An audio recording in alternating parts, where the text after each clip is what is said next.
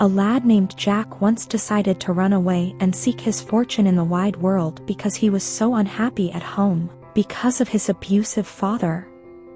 He ran, and he ran, till he could run no longer, and then he ran right up against a little old woman who was gathering sticks. He was too out of breath to ask for forgiveness, but the woman was friendly and said he seemed like a likely lad, so she would hire him as a servant and pay him well. He agreed, for he was very hungry, and she brought him to her house in the wood, where he served her for a 12-month and a day. She called him after the year was up and told her she had good wages for him. So she presented him with an ass out of the stable, and he had but to pull Nettie's ears to make him begin at once to eat. Aww. In addition, golden guineas, half-crowns, and silver sixpence dropped from his mouth as he yelled. The lad rode off until he reached a hotel, content with the money he had earned. When the innkeeper refused to serve him without first receiving payment, the boy went to the stable, removed the assailant's ears, and took money from his full pocket. There, he ordered the best of everything. Through a door crack, the host had observed everything going on, and when night fell, he set up his own ass for the poor Nettie. Therefore, the following morning, Jack rode off to his father's house without realizing that anything had changed. Now, I have to tell you that a poor widow and her only child lived near his house. The lad and the young woman were true lovers and fast friends. However, Jack's father was told, "Never until you have the money to keep her," when he asked for permission to marry the girl.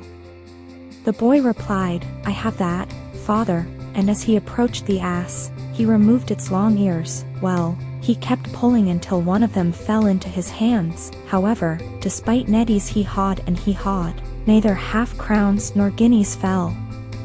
The father beat his son out of the house with a hay fork. The joiner said, "You're a likely lad, I will pay you well if you serve me for a full year and 1 day." As a result, he agreed and worked for the carpenter for 1 year and 1 day. The master added, "Now I will give you your wage." He also gave him a table and told him all he had to do was say, "Table, be covered," and it would be covered immediately with plenty of food and drink. Jack carried the table on his back and continued his journey until he reached the inn. "Well, host, my dinner today, and the best," he yelled.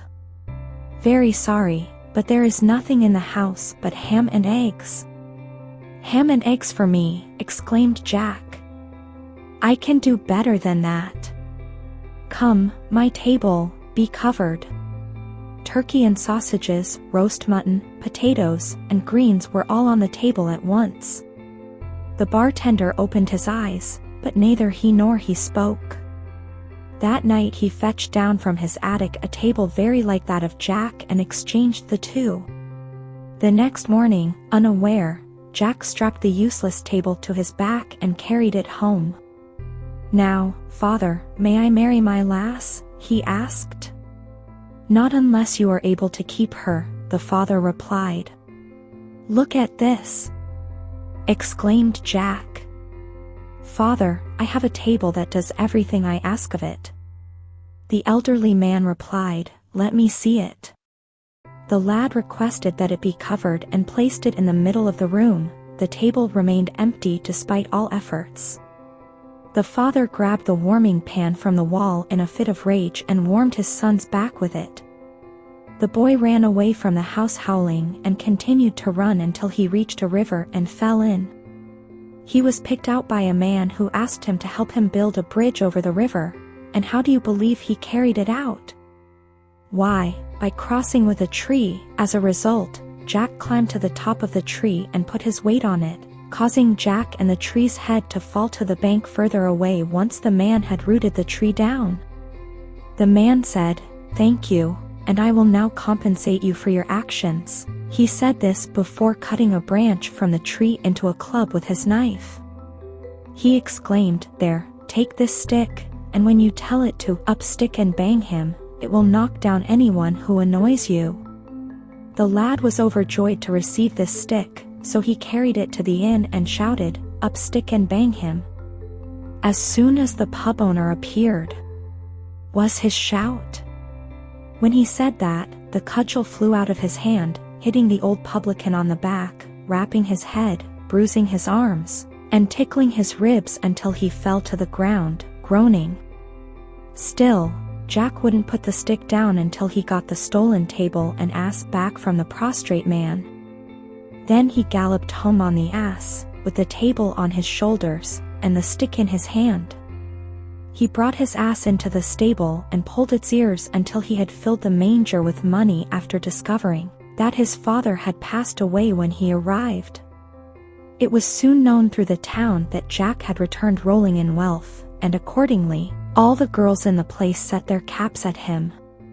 Jack declared, "Now, I will marry the richest lady in the place, so when tomorrow comes, will you all appear in front of my house with your aprons containing cash?" The following morning, the street was crowded with girls holding gold and silver aprons. However, Jack's own sweetheart was among them, and all she had were 2 copper penny coins, no gold or silver. "Lass, step aside," Jack addressed her in a rough tone. "You don't have any gold or silver, so stand out from the rest." She did as instructed, shed a few tears, and added diamonds to her apron. "Up stick and bang them," Jack exclaimed. After that, the cudgel jumped up and ran along the line of girls, knocking them all to the ground and rendering them unconscious. Jack took all their money and poured it into his true love's lap. "Now, lass, you are the richest, and I shall marry you," he exclaimed.